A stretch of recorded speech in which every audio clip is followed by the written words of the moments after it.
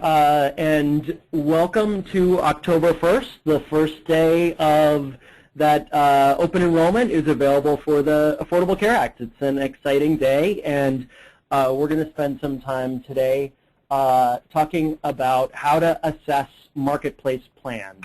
A little bit of, my name, by the way, is John Peller with the AIDS Foundation of Chicago, and we're going to do a couple of housekeeping slides here, and then we are going to go into the presentation. So all attendees are in listen-only mode. We have too many people on to let everybody ask questions live, but you can send questions in at any time during the call by using the questions panel on your screen. And we'll stop and read the questions as we go through the presentation.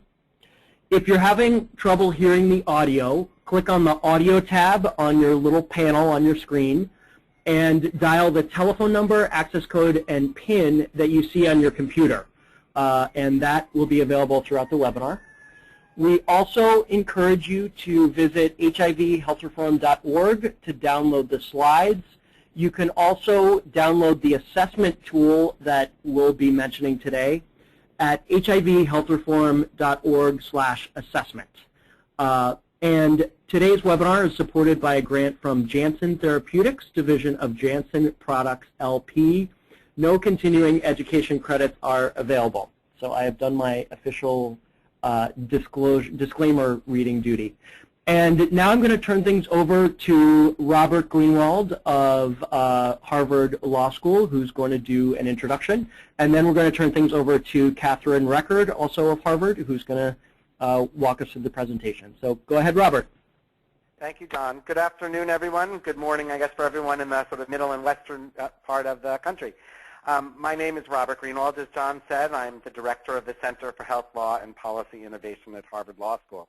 I'm going to provide just a brief introduction today to today's webinar before turning it over to Catherine Record, a senior fellow here at Harvard Law School, who's going to really present on the health insurance plan assessment tool that we've developed, and that's designed to really help us all figure out which are the best insurance plans based on state or county, and how to identify insurance practices that discriminate against people living with HIV. Some of you know me, and for years I've been saying that the train has left the station, the Affordable Care Act is coming. Well, today is a momentous day. Now, despite the government shutdown, the train enters a new station with enrollment in subsidized private health insurance plans starting today. I think it's really important to note that the fight in Congress that has shut down our government is in part about the Affordable Care Act, and thankfully both Senate leadership and the President are holding strong and not allowing the House to defund the Affordable Care Act in exchange for raising the debt ceiling. The most important thing we can do now is show the critics wrong. Let's learn more about health insurance plans. Let's learn more about the Affordable Care Act and the opportunities that are available in all of our states, and make sure that everyone who needs insurance applies for Obamacare. The subsidized private health insurance plans that we can start enrolling in today are a huge opportunity for people living with HIV. But to turn this opportunity into a reality, there are a few things I just want to mention that I think are important right up front. First, almost everyone who is uninsured and not eligible for Medicaid expansion, either because they live in a non-expansion state or their income is too high, should seriously consider enrolling in a subsidized private health insurance plan. These plans will provide people with highly cost-effective access to comprehensive health care, and will allow the Ryan White program to focus more of its funds on those who are ineligible for expansion, and also to help support the affordability of private health insurance. So the second point I think is important to make is really to make subsidized private health insurance work, we have to make sure that every state's ADAP program, AIDS Drug Assistance Program, provides coverage completion services that include financial support to help people on these new subsidized private health insurance plans pay the insurance premiums, pay the deductibles, and meet co-payments. Third, which should be clear, since we need the ADAP program, we need the Ryan White program too. We have to continue to strongly advocate for the Ryan White program, as we definitely need both the Affordable Care Act and this important subsidized private health insurance we're going to talk more about today as well as, again, the Ryan White program. The good news is, with the Affordable Care Act, we have diversified the funding streams that support access to HIV care. And we've in part moved from discretionary program like the Ryan White program that is subject to annual appropriations by Congress to more secure insurance funding.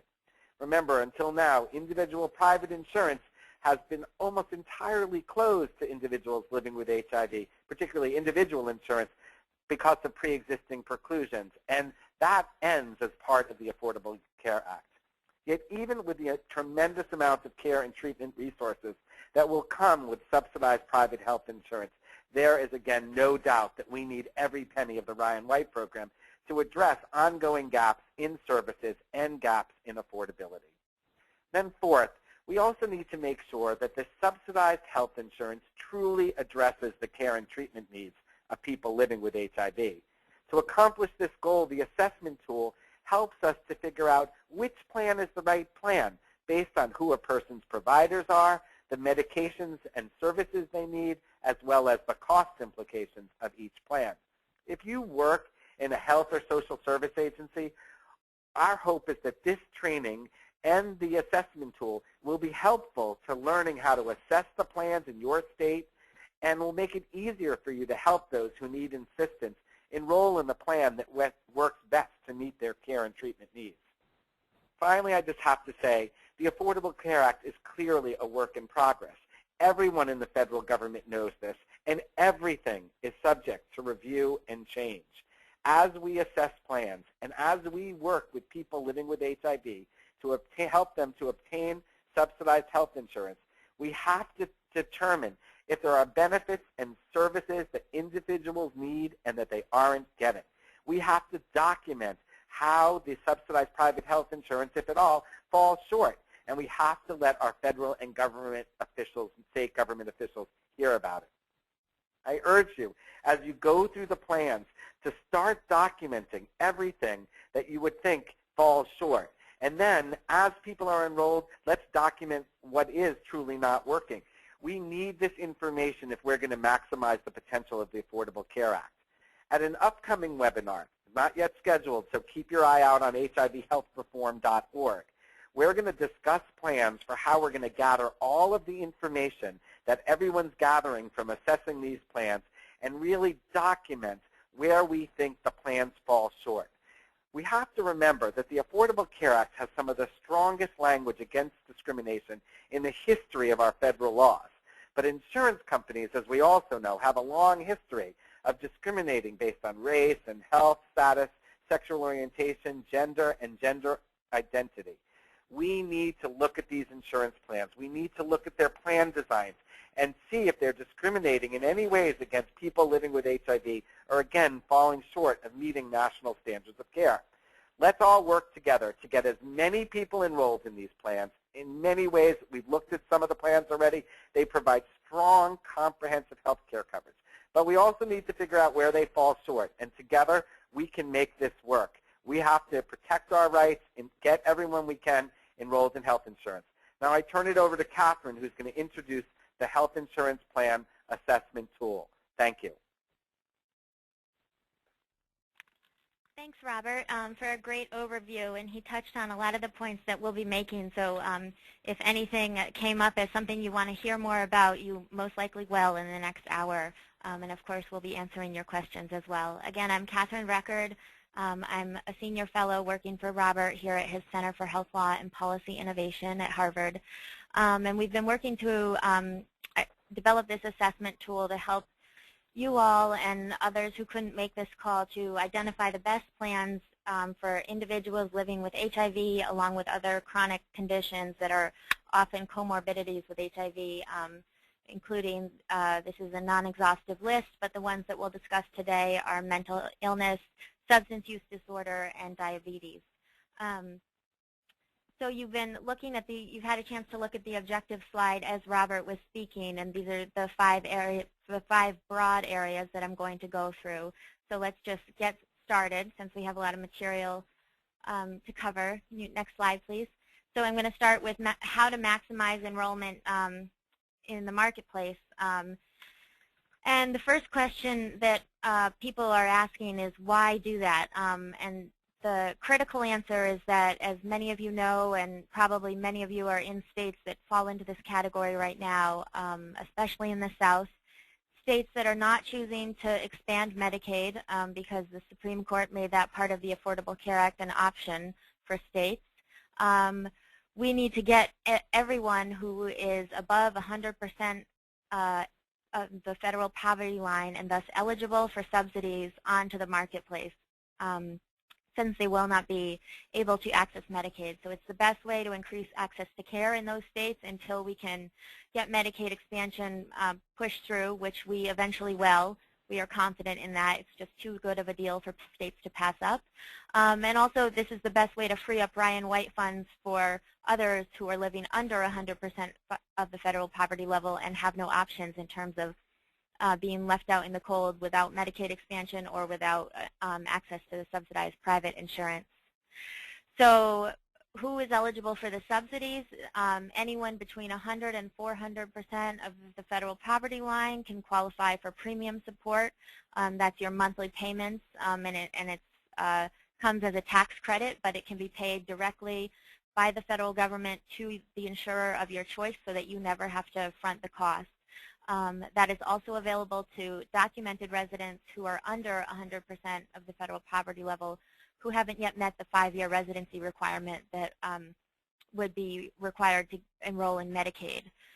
And that's sort of an irony in the law, since the law was written assuming that Medicaid expansion would be a requirement for all states as part of the Affordable Care Act implementation. And then there's a second set of subsidies called cost-sharing subsidies, which are available for individuals between 100 and 250% of the federal poverty level. And those cover things like co-pays, co-insurance, and deductibles.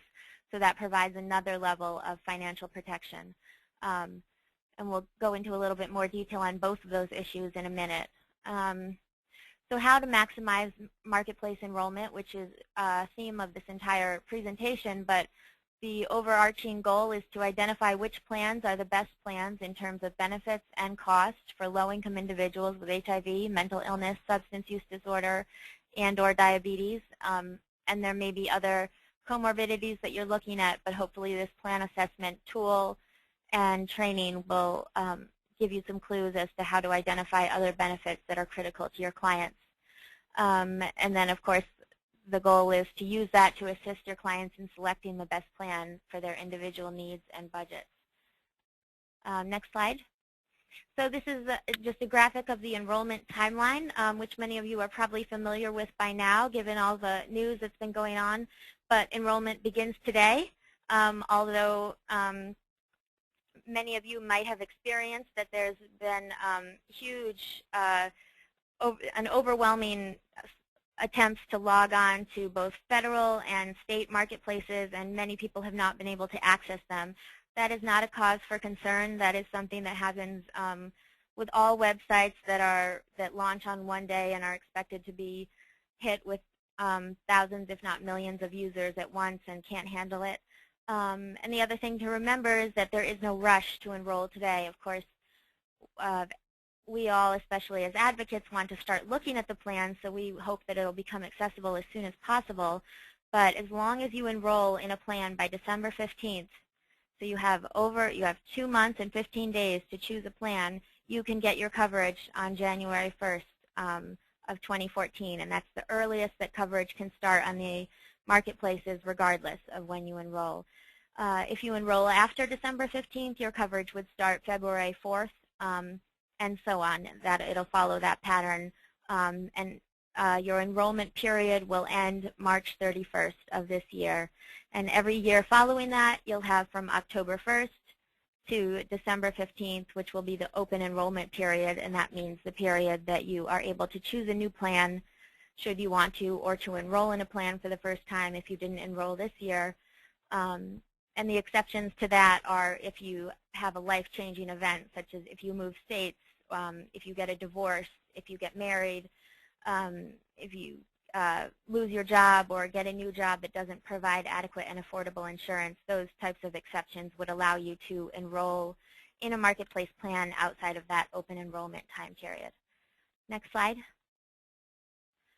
So now we're going to talk a little bit more of the cost sharing details. Next slide, please.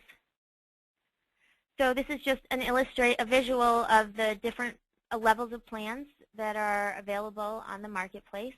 You've probably heard these terms thrown around a lot in the news.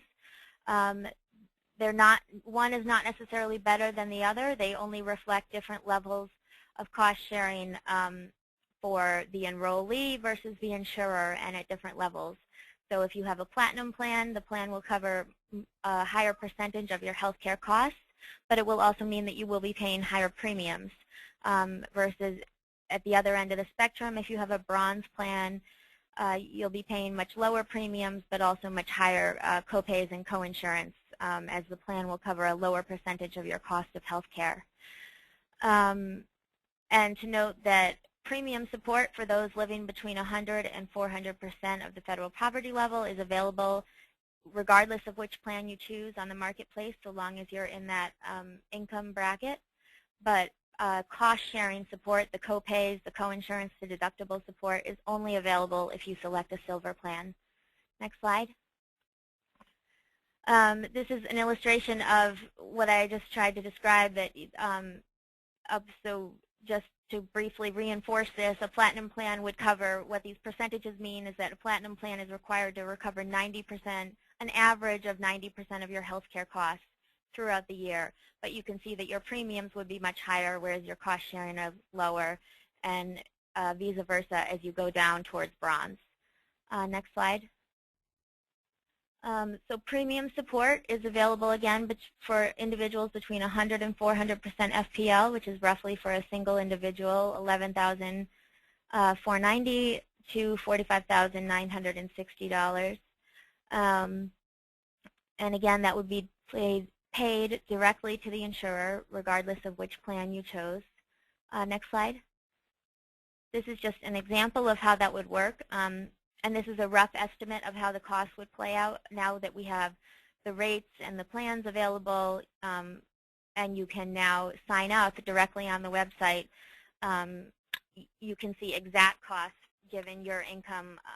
We'll talk about it in a minute, but once you scan in something like a pay stub or last year's tax return, it will give you your exact cost that you would owe and that the government would subsidize. So if we had an individual living at 140% of the federal poverty level, that means that the amount that he needs to spend on his premium is capped at about 4% of his annual income. So that would be about $640 a year or $53 a month. So the government would pay the remainder of his premiums directly to the plan. Whatever the plan charged for the premium, he would only pay $53, and the government would pay the rest. And of course, he could request this as a tax refund at the end of the year, but we anticipate that most individuals who are getting premium support will opt to have it paid up front to the insurer so that they don't have to front those costs themselves for the year. Next slide. So now we'll turn to cost-sharing support. Again, that's copays, coinsurance, and deductibles, and it's only available for individuals living between 100 and 250% of the federal poverty level. And you do have to buy a silver plan. So the rest of the presentation is going to focus on silver plans because we anticipate that most individuals who are getting subsidy support will be choosing this option and getting the most support from the federal government that they can in terms of paying for their health care costs. But just a note here is that California just issued a modeling report looking at the projected impact of Ryan White clients moving over to QHPs and found that based on their calculations, for those living over 200% of the federal poverty level, it is worth considering purchasing a platinum plan instead of a silver plan and foregoing those cost-sharing subsidies, but maintaining the premium subsidies. And that report is available, and we can make it available to you if you'd like to read it. It's a calculation that if you're in that income bracket, you should look at closely and with your ADAP counselor, if possible, to look at your annual income and make that calculation for yourself. It's an individual question. Next slide. So I'll turn to John. All right. Thank you, Catherine. We're going to stop and take a couple questions. We want to remind everybody to use the questions feature to ask questions, and you can click on the audio tab if you're having trouble hearing and dial that telephone number and code that you see there. You can download the slides at hivhealthreform.org, and you can also find links there at the top of the page, the second blog post down, to the health reform assessment that Catherine will be talking about. So let's stop and take a couple questions here. So the first is somebody lives in Maryland, and it sounds like their website for their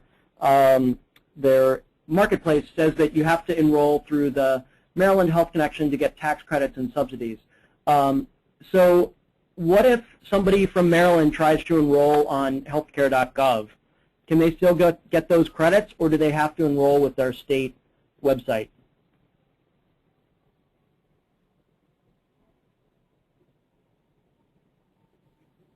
Oh, sorry, I just realized I was on mute. If you are on a state marketplace, you do have to enroll through your state marketplace website. And if you're on a partnership or a federally run marketplace, which means that the federal government has any involvement in running your marketplace, then you would enroll on healthcare.gov.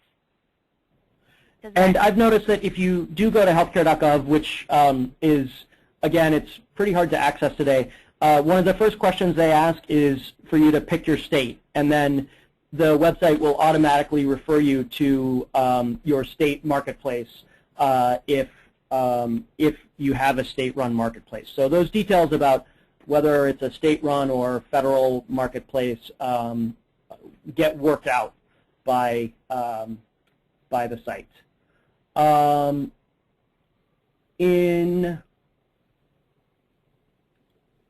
So here's a question. What's available to people with income above 400% of federal poverty level? In terms of federal support? Federal support, or will they be able to enroll in the marketplace? Could they get ADAP?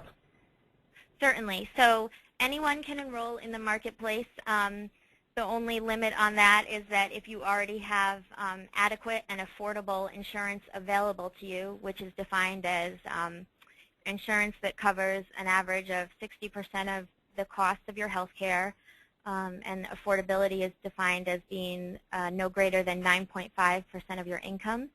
If you have an insurance plan that meets those criteria that's available to you, then you cannot get any subsidies from the government, but you still could enroll in the marketplace if you so choose.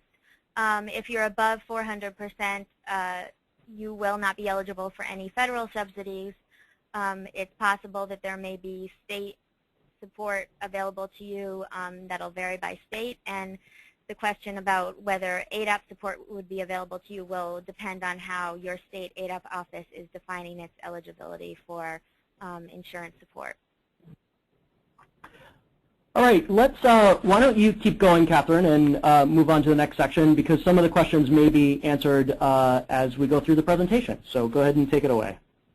Okay, great. So thanks, John. Now we're going to turn to some of the things, some of the benefits and also costs you should just be looking for as you read these plan documents. And because they're complicated and long documents, even though they're required by the Affordable Care Act to be written in so-called plain language and not legal jargon, we want to make sure that you're looking out for the most important aspects. And just a hint that lawyers use all the time, use word search on your computer as you look through these, but that's not a total fallback because some words will vary a little bit in how the terms are spelled out, but search for these critical things that we're going to talk about next. So next slide.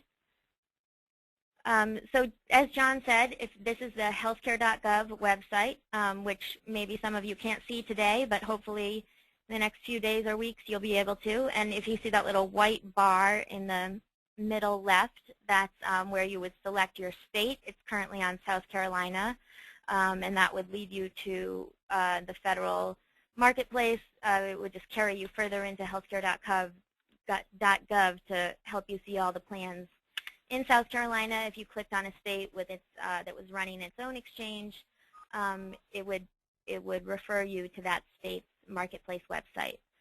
And the link that John keeps mentioning about the assessment tool that we're going to discuss is on this slide as well. So next slide.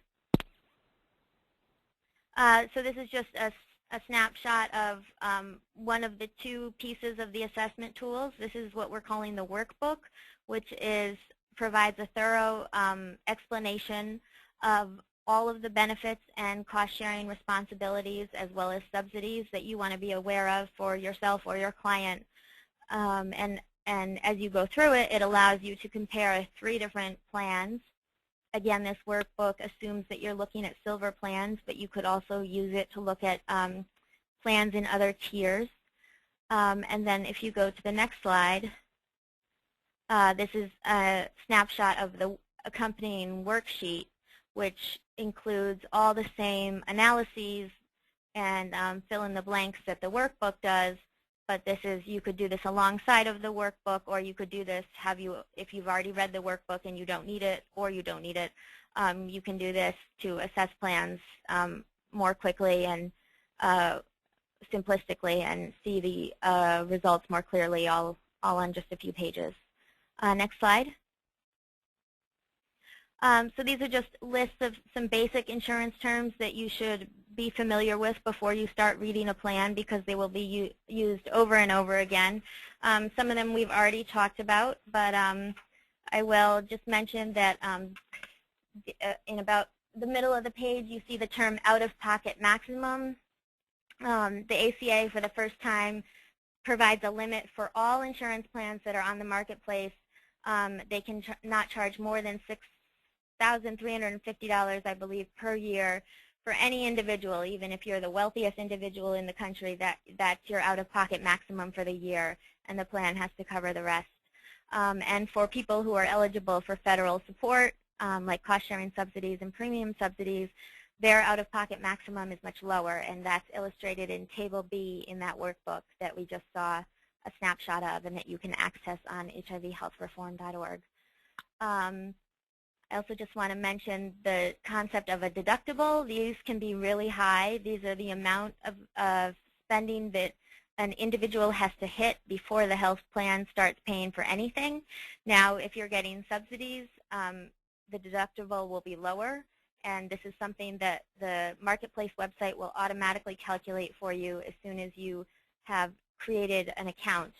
But it's important, especially if you're assisting someone in enrolling, to note the costs, the deductibles, the highest possible copays, coinsurance, etc., as you go through the workbook and or the worksheet, just because of the potential for an individual's income to wax and wane throughout a year, which would make them, should their income go up and they're no longer eligible for subsidies, that would affect their tax dues at the end of the year. And then another important thing to highlight here is, we'll talk about this in a minute, the provider network. Every health plan has a network of healthcare providers, and most health plans restrict you to seeing those providers that are in that network. And if you go out of that network to see another provider, your costs are much higher. So one thing that we're going to talk about is that it's very important, if you have a provider that you want to maintain a relationship with, you want to make sure that that provider is in your plan before you sign up. That's also something you'll be able to see once you create an account on the marketplace website. And then finally, just so there's no confusion, the advanced premium tax credit is just the fancy term for premium support, and that's because you can get it either up front, meaning the federal government will pay your premium subsidy directly to your insurer, or you can get it at the end of the year as a tax return. And there's other terms on there which anyone is welcome to ask questions about, but in the interest of time, I'm going to keep moving because we've mentioned a few of them already. So next slide. So this is just an illustration of all the factors that will affect your premium. Certainly your age, the youngest individuals will have the lowest premiums. Insurers are allowed to charge up to 3 times as much in premiums as people get older. And of course, premium subsidies for those between 100 and 400% FPL wouldn't be as heavily affected by that increase, but it's something to keep in mind. Again, you want to account for the worst case scenario and the best as you choose a plan in case income changes over time. Your family size, if you're applying for family coverage instead of individual coverage. Your residency as coverage, just the costs vary by county. Whether you're currently insured, and again, we already talked about this, but this is refers to the fact that if you have access to affordable and adequate insurance, then you're not eligible for subsidies. And that doesn't mean that you have to be already enrolled in that affordable and adequate insurance. It means that if you could possibly be enrolled but you have chosen not to, then you're not eligible for subsidies. So that could be employer insurance, insurance through your spouse, what have you. Your income certainly will affect whether your premium because it affects whether you're eligible for subsidies, and your tobacco use. That's the one health behavior that the ACA allows plans to vary premium charges for. Next slide. So now we're going to talk a little bit about ADAP insurance purchasing support, which hopefully will fill in some of those questions that were asked before and a few more that were probably about to be asked. So the estimate, I think it's NASDAQ's estimate that about 54% of ADAP clients currently are going to qualify for premium subsidies. So that means that about 54% are living between 100 and 400% of the FPL. But certainly not all subsidies will be sufficient to make plans affordable. And as Robert mentioned in his introduction, it's going to be critical to advocate for your state's ADAP office to provide insurance purchasing support or insurance continuation support. So either HRSA allows either Part A or Part B funds to be used to purchase new plans or to provide continuation support with premium copay or deductible support. And this is going to be something that we're going to be constantly monitoring, and state ADAP offices are going to be deciding in the coming weeks whether to provide insurance purchasing support on the marketplaces for those who qualify for subsidies, and also whether to purchase entire plans for those who are living under 100% FPL in those states not expanding Medicaid. That would be one way to create access to care for those individuals. Another issue ADAP states offices will vary by is whether they provide premium copay and or deductible support. They can decide which, if any, or all they're providing. And it will also vary whether they pay a copay or a premium directly to the insurer or to the provider or to the patient. And that just affects patients' costs in terms of whether they have to upfront the cost. And one critical thing before you rush to enroll is that ADAP can only provide insurance purchasing support or continuation support if the ADAP formulary matches, or excuse me, if the qualified health plan formulary, the plan on the marketplace, at least matches the ADAP formulary. So that's in terms of antiretroviral drugs and opportunistic infection drugs. In terms of the number of drugs that are on there, drug for drug, and the average cost of administering the formulary. So that's something we anticipate, and we encourage state ADAP offices to issue a list of qualified health plans, particularly in the silver bracket, that meet that criterion, so that advocates and individuals know which plans would keep them eligible for ADAP support as they purchase it. Next slide. So I just want to talk about two different things because we anticipate that some individuals might be nervous about creating an online account, particularly if you don't have a lot of experience using the internet or are distrustful of entering personal information, which rightfully a lot of people are. But just to note, these marketplace websites are very secure. They are all run by the government. None are run by private companies that are going to be selling your information. And so this is just an illustration of what you can view before you enter all your sensitive data. So if you just were to enter your zip code, household size, your age, just your estimated income with no proof of it, and whether or not you're insured or not, along with whether or not you smoke, same with anyone in your family who would be enrolled in the plan. That'll allow you to view all the plans, download them, print them, read them front to back, should you so choose. Sort the plans based on cost, electronically sort them based on cost of specialty visit, et cetera, whether there's a referral requirement.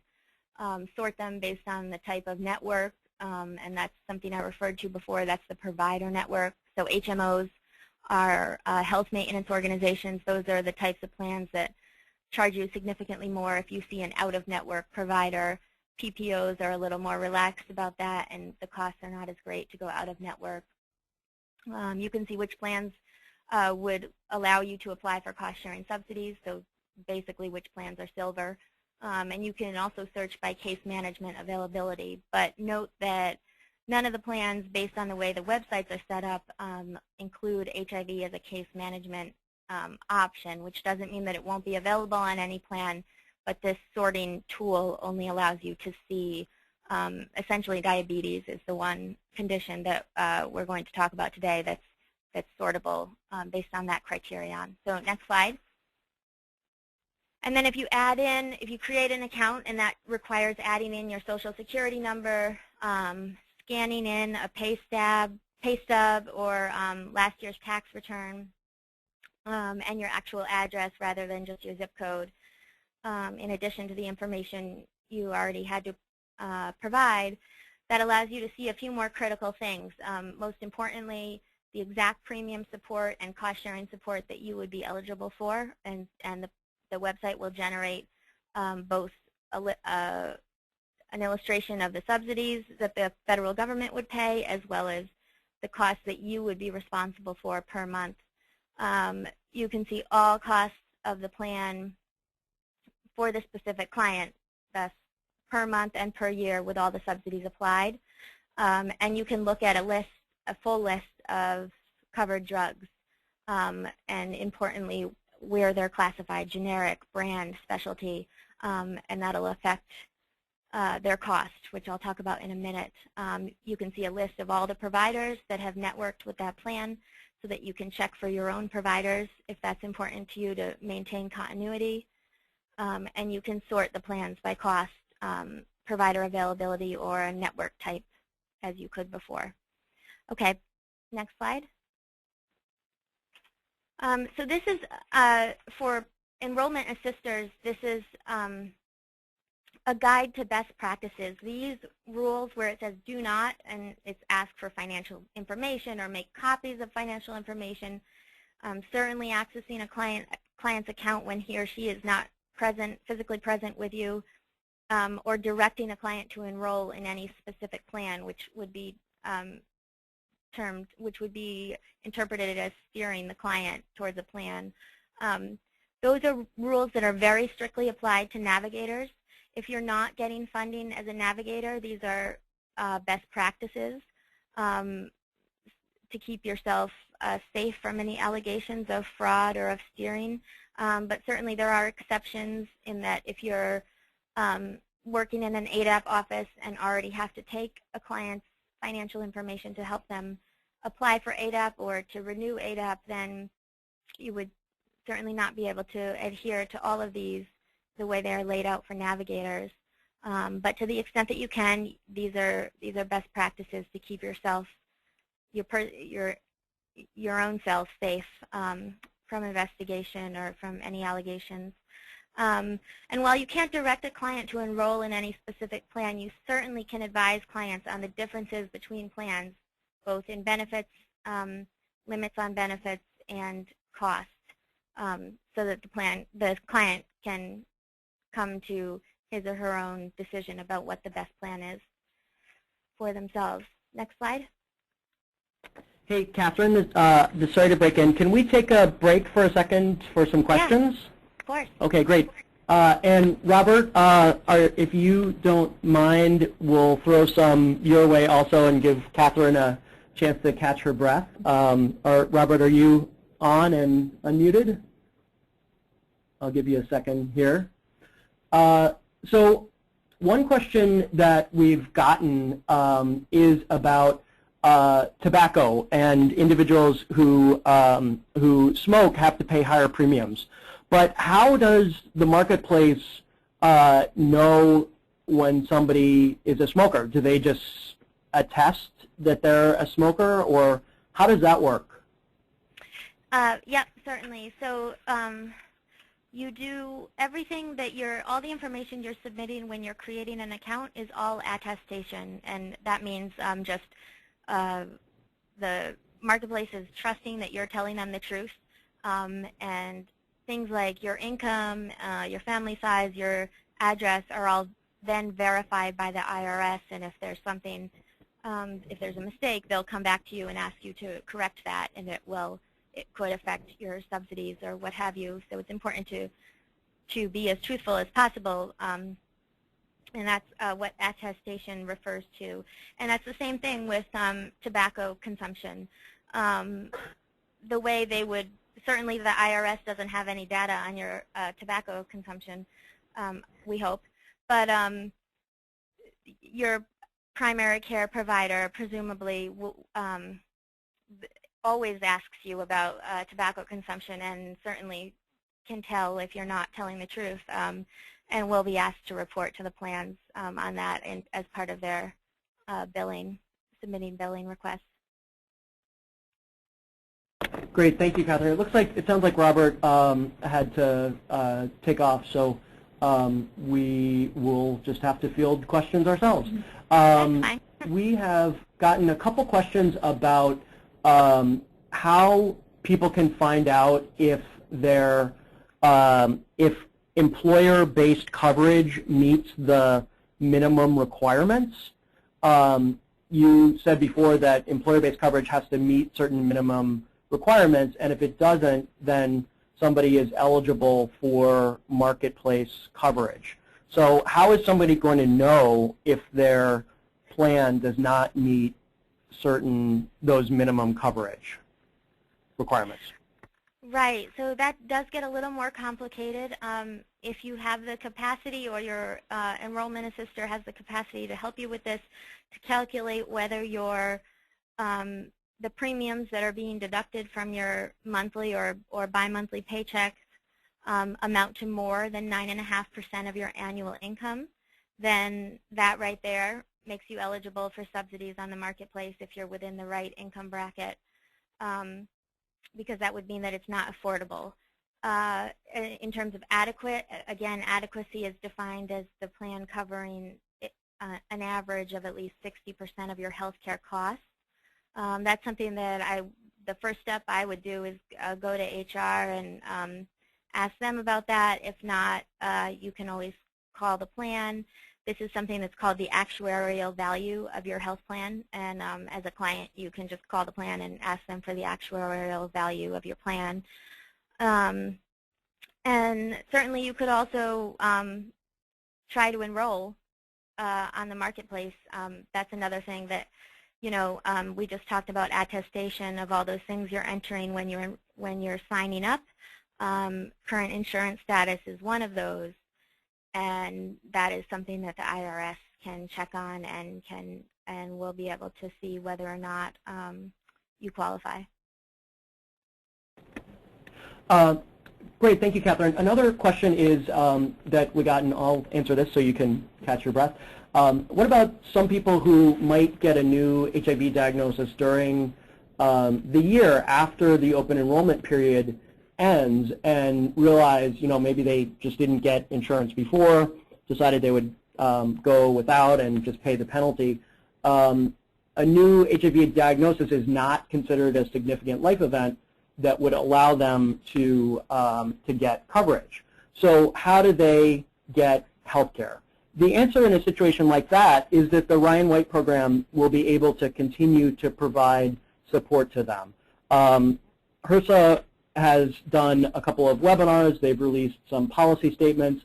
that are very clear that if somebody misses open enrollment, for example, and you have done your job to inform them about the requirement to enroll, the availability of marketplace plans, and you document all those efforts, but the person still doesn't enroll, they can continue to receive Ryan White services, and they can receive them through ADAP, through primary medical care, whatever ADAP services are out there.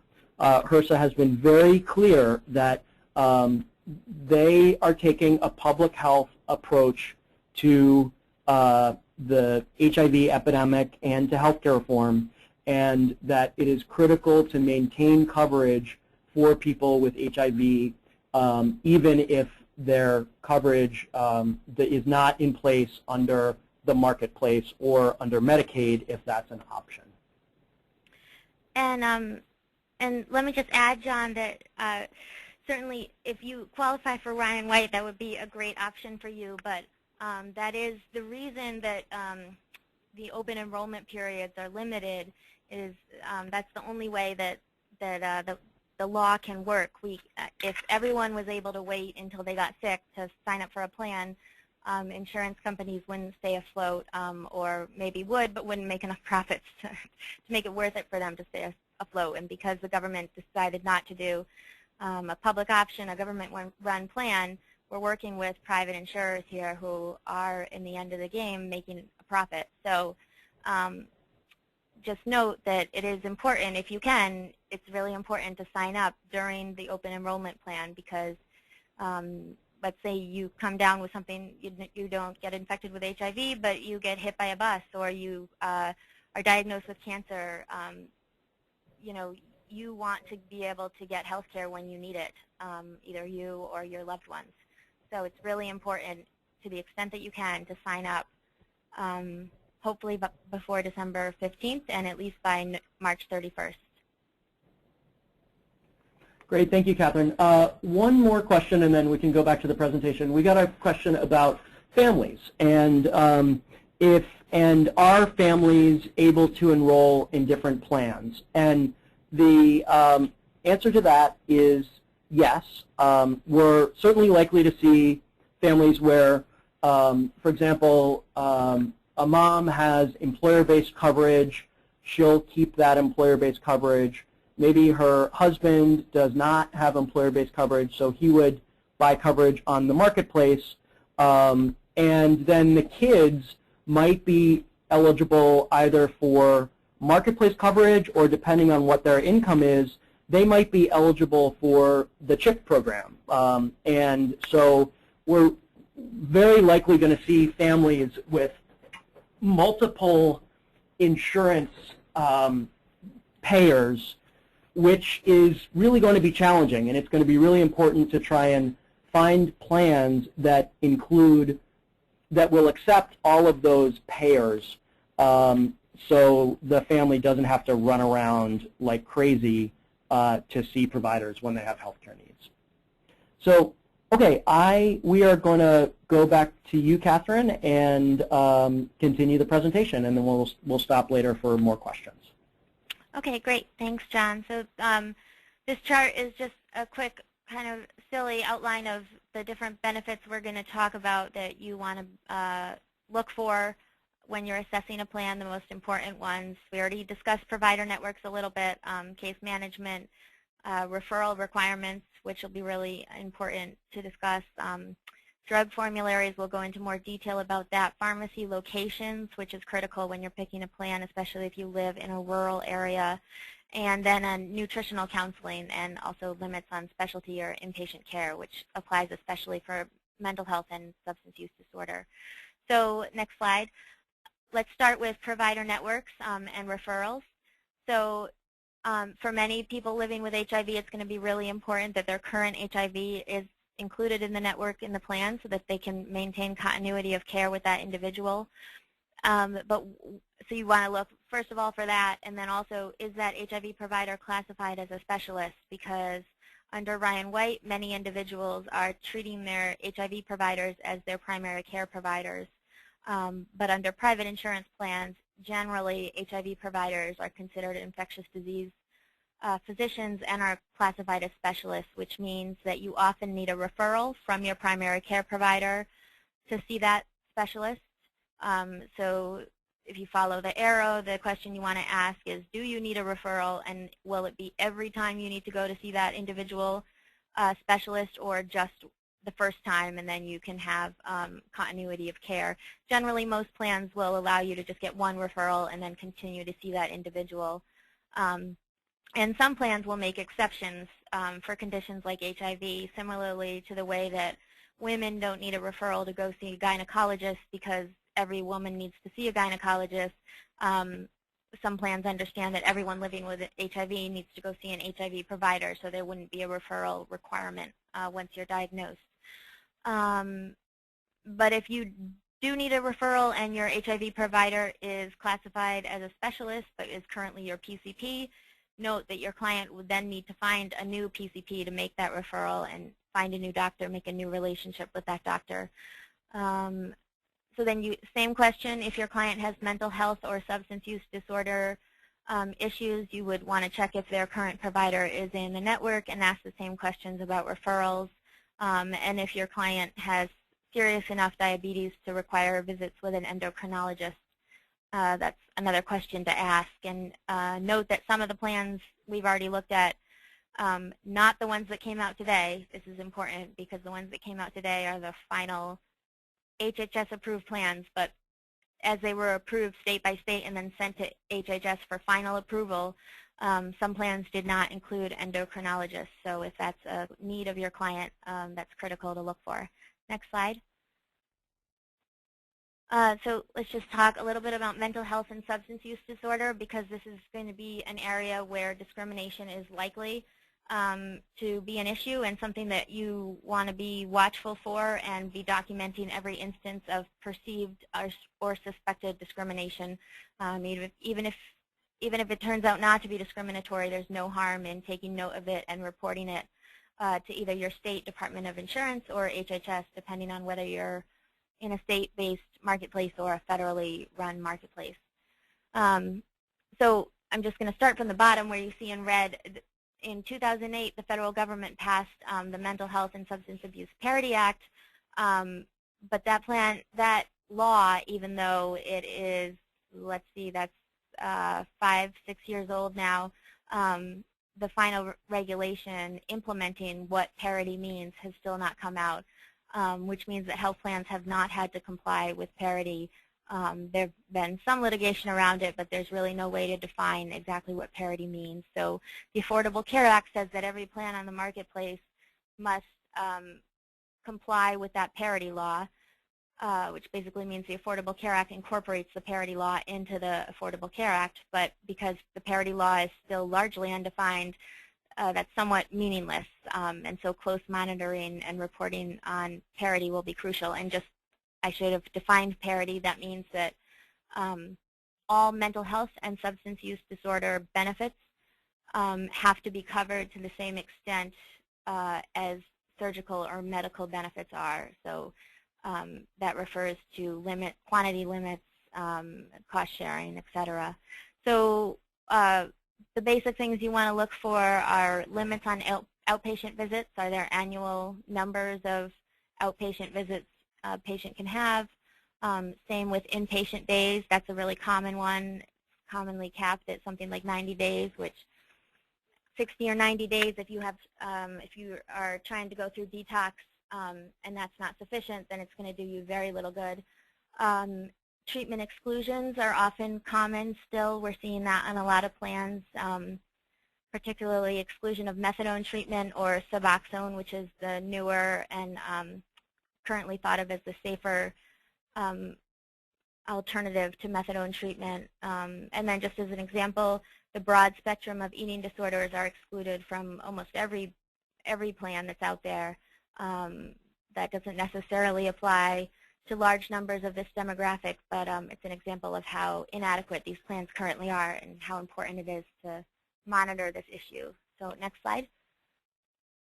So diabetic care, if this applies to your client, note that some of the plans, and again, I'm talking about plans before they were approved by HHS, so before they were released today.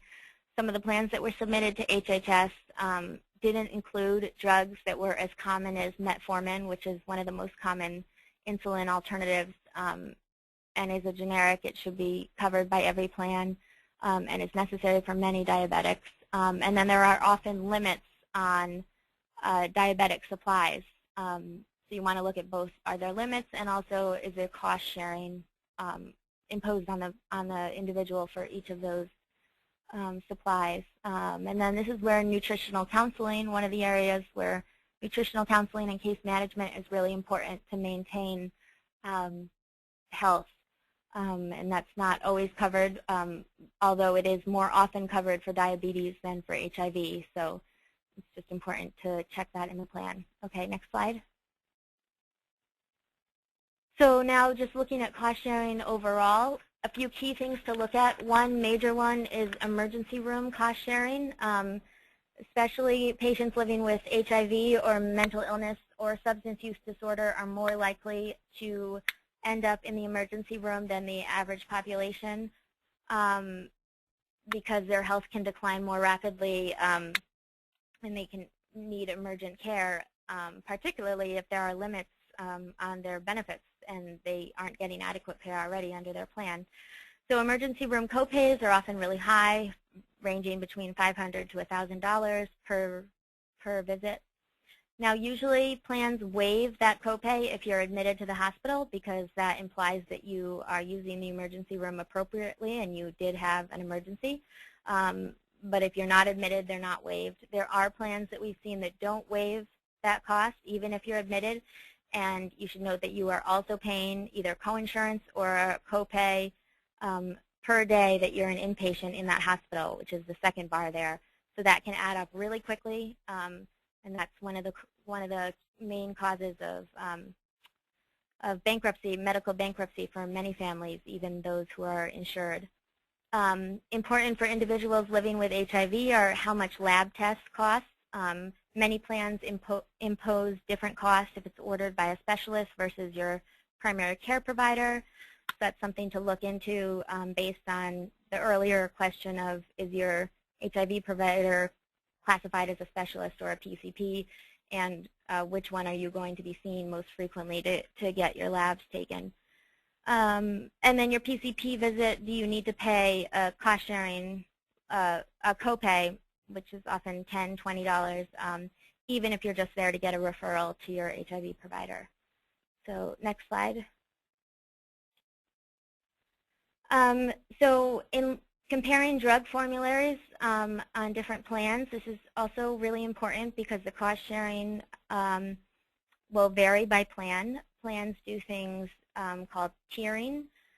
So most private health plans have open formularies, which means that they cover all FDA-approved drugs, but they are all placed on different tiers. And the higher the tier, the higher the cost sharing for the patient. So one thing, if you're an enrollment assister, you want to ask your client to actually physically bring in all of his or her medications because depending on his or her education level or health status at the moment, it may be difficult for him or her to write down those medications in full, and you don't want to make a mistake and miss one of them when you're looking at the formulary. So you want to be able to look at them all and compare them with the formularies. You want to see if they're on any generics, ensure that those drugs are also available as generics on the new private plan. You want to check if there's any monthly caps on the number of prescriptions a patient can fill every month, because many patients are taking, 8 to 10 or more drugs per month. Of course, make sure every drug is on the formulary. Look at whether prior authorization or step therapy is required for any of those drugs, which is going to be very common for antiretroviral drugs. Prior authorization means that the physician prescribing the drug has to first call the insurance company and get approval for coverage before the patient can fill the prescription. Step therapy means that the prescribing physician has to start the patient on a cheaper version of the drug, like a generic, and prove that that it doesn't work on the patient, that medication has to fail, and then they can get on a more expensive drug, even if they already know from past experience that the more expensive drug is required. And we already talked about making sure that the formulary matches the ADAP formulary, which hopefully soon you will have a list from your state ADAP office of which ones do. Okay, next slide. So other specialty services, since we only talked about a few comorbidities, these are all client-specific. Just make sure that you're taking note of all your clients' current healthcare needs or anticipated upcoming healthcare needs, such as if they're a pre-diabetic at the moment or something like that. Note that vision and oral healthcare are probably not going to be covered by any of these marketplace plans except for children. But other things, you can buy a rider for more an extra premium for those plans. But other things that are critical to look for: X-ray imaging services, certainly home health visits, especially if your client's health is declining, dialysis if they have other conditions, and certainly chiropractic care if that's something your client currently relies on for medical relief from the symptoms of HIV and to relieve pain. Next slide. This is just an overall summary. Maybe it's, John, maybe it's a good time to break for questions. Yes, we were thinking of doing that. So thank you, Catherine. You're doing a great job just with all this information. So I want to make a couple comments. First of all, we want to make sure everybody knows that Medicaid enrollment can take place year-round. And so there's no open enrollment period for Medicaid like there is for the marketplace. Now, of course, not all states are expanding Medicaid, and so that is going to be a challenge in states that are not expanding Medicaid. But in states that are not expanding Medicaid, people with HIV who are below 100% of the federal poverty level will still be eligible for Ryan White services, including ADAP. And so just keep that in mind, that Ryan White will continue to be a safety net for people with HIV. We've also gotten some questions about for example, what is ADAP going to do in my state? What is the Ryan White program going to do in my state? We don't know the answers to that yet. And in fact, most Ryan White programs also don't know what they're doing yet because they haven't had a chance to assess the plans. Here in Illinois, we have we're in a federal marketplace, and nobody in the state of Illinois has been able to look at those marketplace plans yet, and that includes ADAP. So here in Illinois, our ADAP program is going to be looking through plans to figure out which ones it will be able to coordinate with, and then we'll announce once they have finished that assessment which plans the marketplace will be able to coordinate with. So, excuse me, you will need to be a little bit patient. You will need to be proactive about asking your state ADAP and Ryan White programs what they will be doing around covering marketplace plans. And this is why it's really important that people with HIV need to wait to enroll, particularly for people who might qualify for ADAP, whose income is below the ADAP income level. They need to wait to enroll until ADAP announces which plans it will coordinate with. In addition, we know that there's going to be problems accessing marketplace computer systems just because demand is so high. So it's just a good idea to not rush into anything right now. Remember, everybody has until December 15th to enroll in order for coverage to begin on January 1. And January 1 is the earliest date that coverage can begin. Now, keep in mind that it is going to take, probably 30, 40 minutes per client to help them enroll. You may have to refer them to a navigator. So you should absolutely begin conversations with clients now about enrolling and the requirement to enroll. So another issue that we've gotten a lot of questions about is access to specialists. And so as Catherine mentioned, many HIV providers are going to be listed as specialists. And depending on the plan, patients will need a referral to see that specialist. So, but actually I should go back. Depending on the plan, a patient may or may not need a referral to see that specialist. And so as you help a client pick a plan, that's going to be one of the factors that you're going to need to assess. Can they go straight to a specialist, or do they need to go to a primary care doctor to get a referral? In addition, many health plans will allow specialists like HIV providers to also be primary care physicians. So if you're working in a primary care clinic and you have infectious disease specialists, you should contact Marketplace Plans and ask them to designate your HIV providers as primary care providers. That means that you won't need to get a referral in order to see that specialist who's at your own clinic, which is an obvious access barrier or potential access barrier. So this is an area where things are going to be somewhat complicated.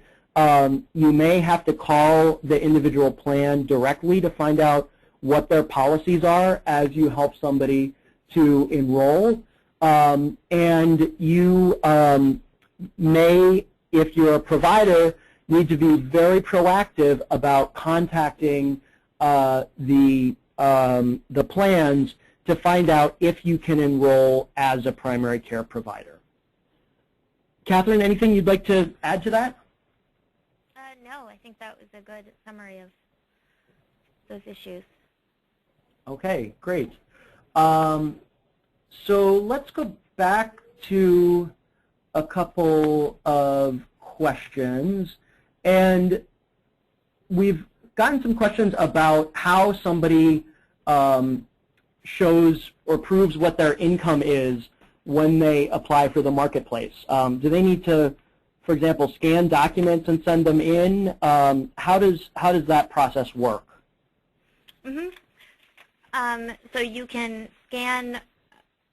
I'm sorry. Can you repeat? Are you just asking about income or other things? Yes. How do individuals prove what their income is when they go to the marketplace?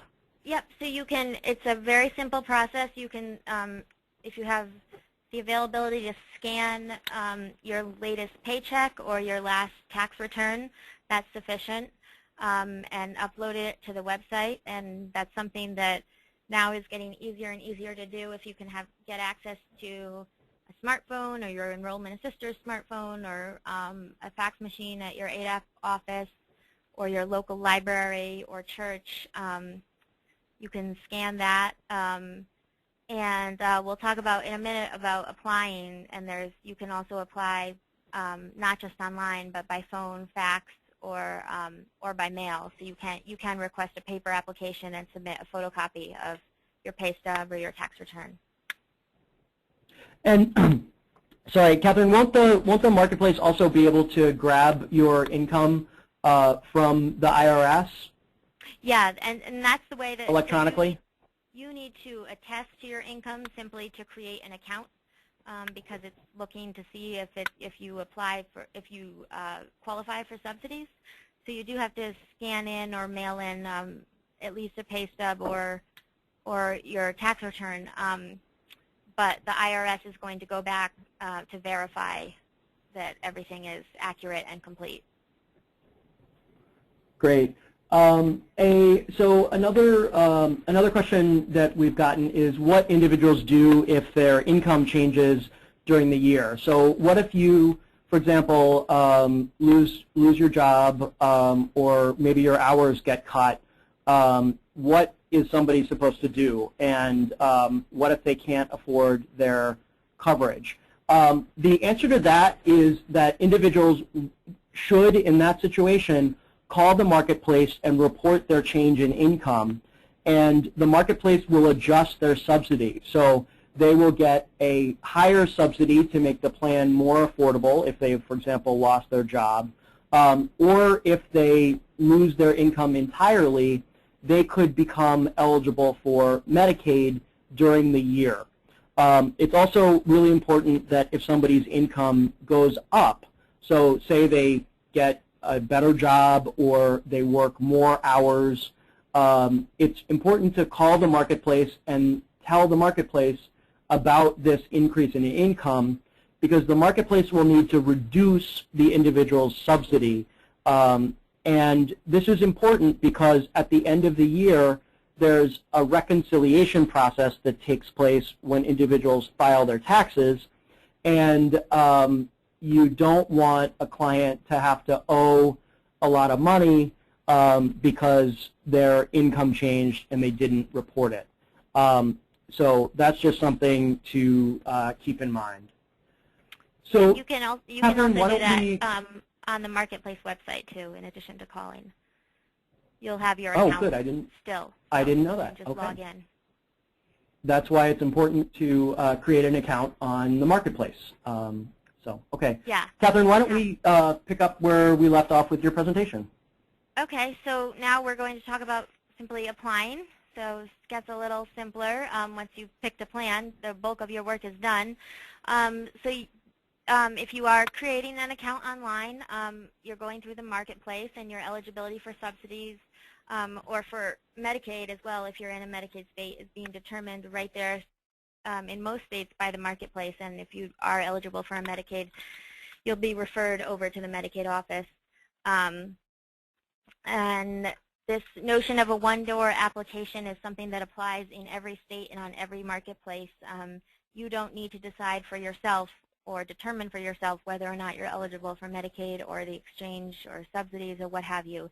This is something that once you go onto the marketplace website, it's their job to figure out where to direct you. So next slide. And like I just said earlier, these are the 4 different ways you can apply. You can request a paper application if you don't want to submit things electronically at the number listed there, and that number is also listed on healthcare.gov or on your state exchange website. There might be a different number. You can apply by fax, phone. It's also same. That number shouldn't be the same. I'm sure it's not. Oh, yes, it is the same. I'm sorry, I was thinking fax. And of course, online for a federally run exchange at healthcare.gov, but you can go to healthcare.gov regardless of your state and be directed to the proper website by entering your state there. So next slide. So ways to pay a premium. The Affordable Care Act prohibits plans from discriminating against individuals who don't have bank accounts or credit card accounts. So you can, there's a variety of ways you can pay your premiums. You can pay online with credit, debit, or prepaid debit cards, or make electronic transfers. You can pay in cash, cashier's checks, or money orders. And you wouldn't want to put cash in the mail, but it's up to the insurer to develop a method of collecting your premium in cash if that's your method of choice of payment. And of course, you can also pay by mail with a check. And if ADAP is helping with your premiums, then they may be paying this on your behalf, or at least part of it. So it's just something to keep in mind as you're calculating what you're paying. Next slide. So now I'm going to talk about a few red flags to watch out for. Next slide. We mentioned this a little bit in the mental health section because that's somewhere where a lot of red flags will come up. These are just other things to look for, and remember to constantly document and report. HHS has mentioned that this year is considered a laboratory year. They're considering 2014, 2015 as sort of a test phase. So they expect people to be reporting things, and it's not certainly frustrating if you encounter discriminatory practices that are treating people differently based on health status, but that is prohibited by the Affordable Care Act, so it's something you want to report to HHS or your state Department of Insurance, and hopefully that will get resolved, and in future years plans will get better and better. So plan exclusions, make note of anything that's excluded, and there may be some surprises. Every plan has a list of plan exclusions in it when you're looking at the plan documents, but most plans have a little caveat at the end of the list that say that it's non-exhaustive, which means that there may be additional benefits that are excluded that they didn't bother to list. So before you enroll, you might want to call the plan and ask about that. It's just something to be aware of, and certainly something to report if you encounter it after enrolling. Another thing to keep in mind is that everything in a private health plan is subject to medical necessity review. So, you know, they can say all diabetic care is covered, but there will be an individual who is called a utilization review physician who is determining for, who could check every claim that comes in to see if it's medically necessary and can deny coverage if it's determined not to be medically necessary. That's sort of a black box. There's been a lot of litigation in this area about what is medically necessary and what is not. But it's something that every plan will have a very clear appeal process, internal and external, if a benefit is denied coverage. But it's something to watch, especially as you're thinking about reporting discriminatory practices. An important thing to look for before you enroll or help your client enroll is whether or not the plan has a grace period for failure to pay your premium on time. Some plans will, like for example, maybe will give you an extra 60 days to pay a premium without terminating the plan. Some plans won't. Right now, certainly a lot of plans terminate coverage if you are late with your payment at all. So especially for people whose income is maybe waxing and waning and who's stretching their paychecks every month, that's something to pay attention to. And then abortion, the Affordable Care Act allows states discretion to prohibit any marketplace plan from covering abortion. And certainly if you're getting subsidies, those subsidies cannot be used to cover abortion. So that means that if you're in one of those plans that abortion is prohibited or you're getting federal subsidies, you need to purchase a rider, which is like a plan addendum, if you anticipate needing an abortion, which is really a rather ridiculous provision of the law because there is no woman that plans on having an abortion at a forthcoming time in her life, but it's something to keep in mind if you're a woman enrolling in plans, in marketplace plans. Next slide. And so finally, we'll just mention how to report these types of discrimination and others that you may find. So next slide. Certainly, as Robert mentioned in his introduction, John is going to be keeping a log of any reported suspected discrimination at hivhealthreform.org, and that'll be a great way to see, you know, if things are being reported by multiple clients and in multiple states. It'll be easier to flag it for HHS as a larger problem. You can also report directly to HHS or your state Department of Insurance, depending on your type of marketplace who's running it. And a few of the other things to look out for in addition to what we already mentioned. We already talked about mental health benefits being subject to parity with physical and surgical benefits.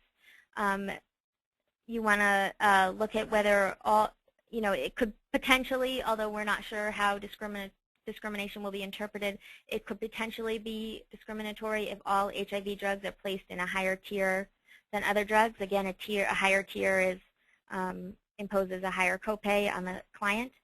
That could also be true, you know, if all cancer drugs are placed in a higher tier or all antipsychotics, etc. If prior authorization or step therapy, which we talked about when we were talking about the formularies, If they're applied to certain categories of drugs more often than others, that could be discriminatory, particularly if they're affecting health outcomes by delaying proper treatment. And then especially for individuals who are currently Ryan White clients, looking at whether the plan you're enrolled in has properly included essential community providers, which include Ryan White providers, and the ACA requires that you include, every plan include either every plan, the list of providers that they network with includes is made up, at least 10% of it is essential community providers, or 20%, and if it's only 10%, that plan needs to justify why they couldn't contract with more essential community providers such that they made up 20% of their list of the provider network. And Appendix A in the workbook that we've referred to before has all of this written out, so if you need more detail or want to go back for a reference, it'll be there. So next slide, I think we're getting to the end, and this is just a list of other areas of consumer support to help you find the best plan for you, in addition to your ADAP offices, if that's available to you. And then I think John's going to take over with wrapping us up. Whoops, great. Thank you, Catherine. We are here to help. Here's Catherine's email, and mine is jpeller@aidschicago.org, so you can contact me or just reply to one of our many emails that we send out. And visit hivhealthreform.org, and especially check out the resources tab for information. We encourage you to download and share the presentation and the recording. Here's the link to the assessment tool, hivhealthreform.org/assessment. Hopefully that's easy to remember. And we'll have a quick survey when you sign off, so please take a minute to take that. And then we're having yet another webinar on Thursday, October 3rd, this Thursday, which is going to be a marketplace overview. So it will cover some of these same issues, and it's an opportunity for you to hear some of the same information again in a slightly different format, presented in a little bit of a different way, as well as other information. So we are going to wrap things up here with a couple of closing remarks. And the questions that we weren't able to answer during the webinar, we will do our best to follow up by email. We have gotten great questions, and probably some of the best ever. So it's really good to see that folks are starting to understand healthcare reform and understand the marketplace and are asking really good questions. So we encourage everybody to go on to their marketplace and register for an account and just poke around. You are absolutely allowed to do that. Even if you are not technically eligible for a plan, you can still go online and sign up, create an account, and go in and put different information in. So, you know, you can put in information for a different age, for a different part of the state, and just see what different benefits are. Don't be afraid to do that. And in fact, you absolutely should do that, so you know what the website looks like when you're helping clients navigate, so you have a better understanding of, you know, how much plans cost. There's also calculators available. So the Kaiser Family Foundation has a calculator that is based on real plan information from every state, so you can see how much plans actually cost and how much coverage might be for people in different situations. So on that note, Catherine, do you have any closing comments? No, I don't. Of course, feel free to email me if I wasn't clear. I know sometimes I talk fast, so if you have any questions, just send me an email and I will get back to you. Thanks, John. Great. Thank you so much, everybody. We really appreciate all your great questions today. Have a great rest of the day.